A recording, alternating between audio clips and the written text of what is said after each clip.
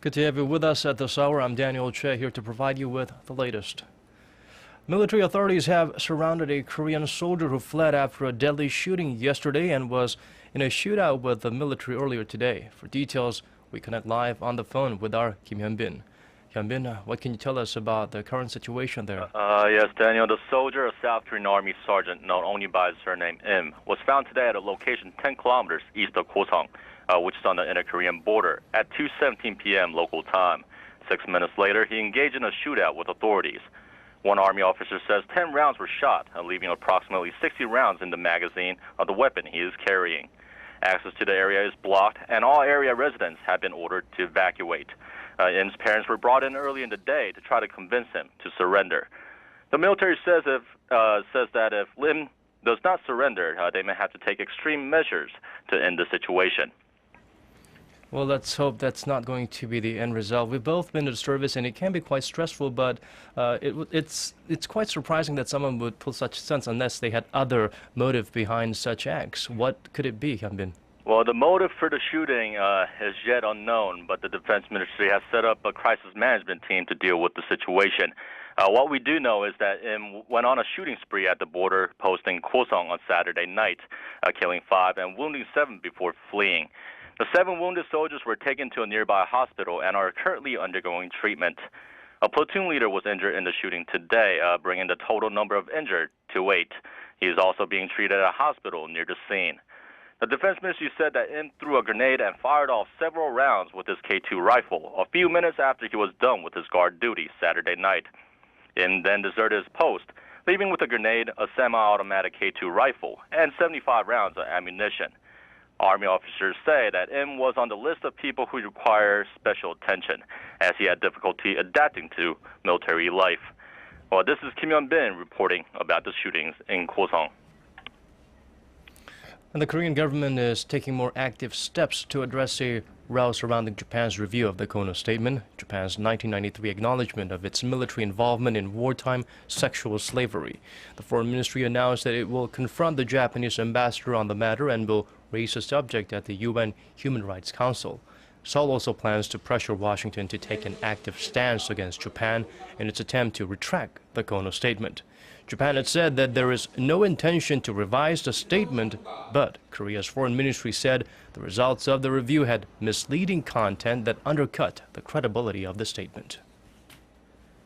In a country with a conscription system like Korea, a low birth rate is cause for concern.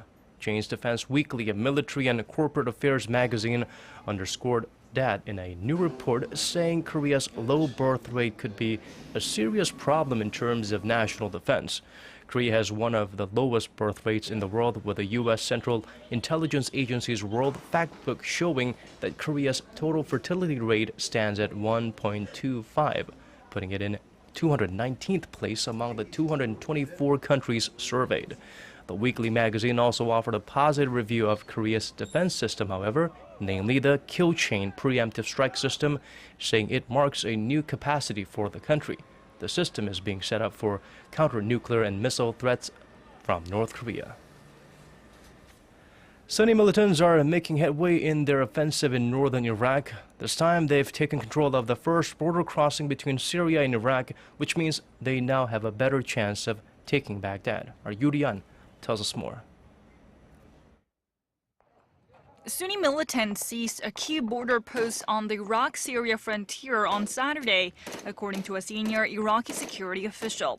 The Al-Qaim border crossing and its neighboring Syrian counterpart Abu Kamal are on a strategic supply route. Most of eastern Syria is in the hands of the militants led by the Islamic State in Iraq and the Levant, following a 3-year-old civil war.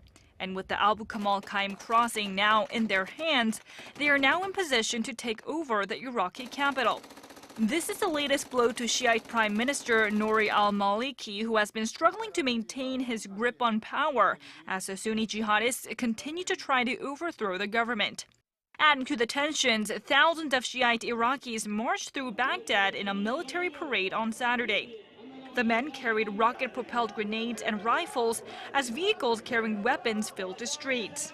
The men are loyal to the powerful cleric Muqtada al-Sadeh, who has yet to throw his followers into the recent fighting. He has, however, criticized the Maliki government for mishandling the crisis, and the parade demonstrates that he and his followers stand ready to fight, upping the pressure on the government to rally the country together against the extremists. Yurian, ARIRANG News. Meanwhile, Russian President Vladimir Putin took two tracks with Ukraine on Saturday. The Kremlin issued a statement saying that the Russian leader would support Ukraine's plan for a week-long ceasefire beginning last Friday night, as long as there is action directed at starting talks with pro-Russian separatists. But in a somewhat contradictory move earlier in the day, President Putin put Russian military forces in the central region on full combat alert. Russia's defense minister said some 65,000 troops will take part in drills that will continue for a week until next Saturday. Namansansang Fortress in Gwangju has been added to the list of UNESCO World Heritage Sites. The decision was announced Sunday by the 38th UNESCO World Heritage Committee meeting in Doha, Qatar.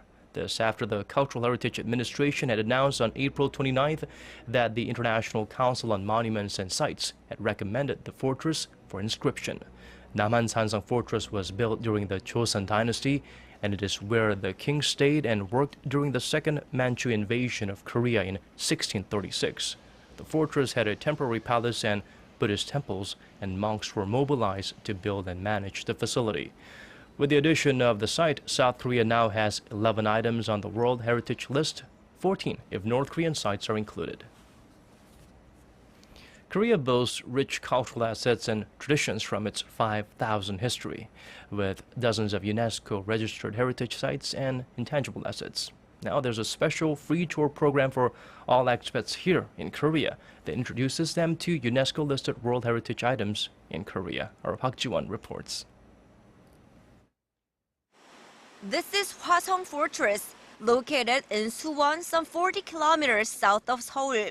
The late 18th century defense fortress, representing an innovative military architecture of the Joseon dynasty, was registered on the UNESCO World Heritage List in 1997. Dozens of expats are taking a stroll around the UNESCO site as part of one-day tour organized by Korea's Culture Ministry and the Korean Culture and Information Service. I really love the way Korean present their culture and present their country. This program made me realize how rich the Korean culture is. It is an excellent program. We are enjoying every bit of it. Wonderful people, and of course, Korea is a fascinating country.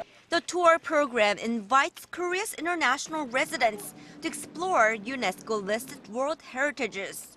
The tours are free of charge for all foreigners living in Korea. Anyone who's interested in signing up can register online at www.heritageinkorea.kr. 6 more such programs will be provided throughout the year, each focusing on different UNESCO-registered Korean cultural assets, both tangible and intangible, such as the Korean martial art, taekyeon, and kimchi-making culture. Each of the tours will include a discussion and a lecture, and of course, a hands-on visit to heritage sites or the region of the intangible traditions. Park Ji-won, ARIRANG News. Shifting gears to other stories, Korean police have arrested Yoo Byung-ho, the younger brother of the fugitive owner of the Seoul ferry that sank in April. Yoo was apprehended earlier this Sunday at his home in Daegu and was arrested for alleged embezzlement. The practical owner of the ill-fated ferry, Yoo Byung-un, has eluded capture for more than a month now. The 73-year-old is wanted on charges of embezzlement, negligence, and tax evasion, and authorities have cast a wide net to capture his family members as well. His older brother, Yoo Byung-il, has been arrested for embezzlement and violation of real estate laws. His daughter, Yoo Seom-na, is being held in France on suspicion of fraud and embezzlement. Authorities have offered a $500,000 reward for information leading to Yoo's arrest. That's the maximum allowed for an individual in a criminal case. Now moving on to the latest in the World Cup. Argentina has scored a hard-fought win against Iran With just minutes left on the clock in what had been a scoreless game, their hero, Lionel Messi, came to the rescue in the 94th minute. The 1-0 win gives Argentina a spot in the round of 16. Germany and Ghana exchanged goals in the second half of their match, ending with a 2-2 draw. Hopes were high for Bosnia-Herzegovina in its World Cup debut, but the team saw its dreams of going to the round of 16 dashed as Nigeria crushed them 1-0. Korea is scheduled to face Algeria this Sunday at 4 p.m. local time or at 4 a.m. Monday in Korea.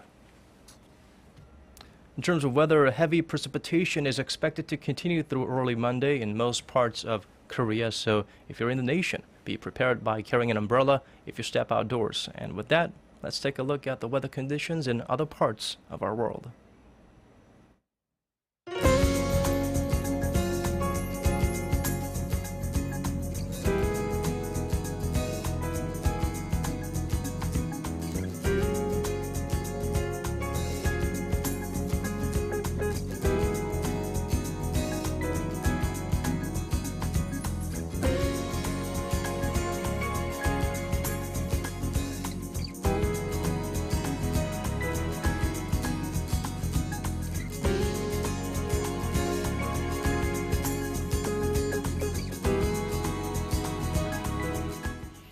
And that's all we could squeeze into this newscast. Thank you for staying with us and have a great start to your week.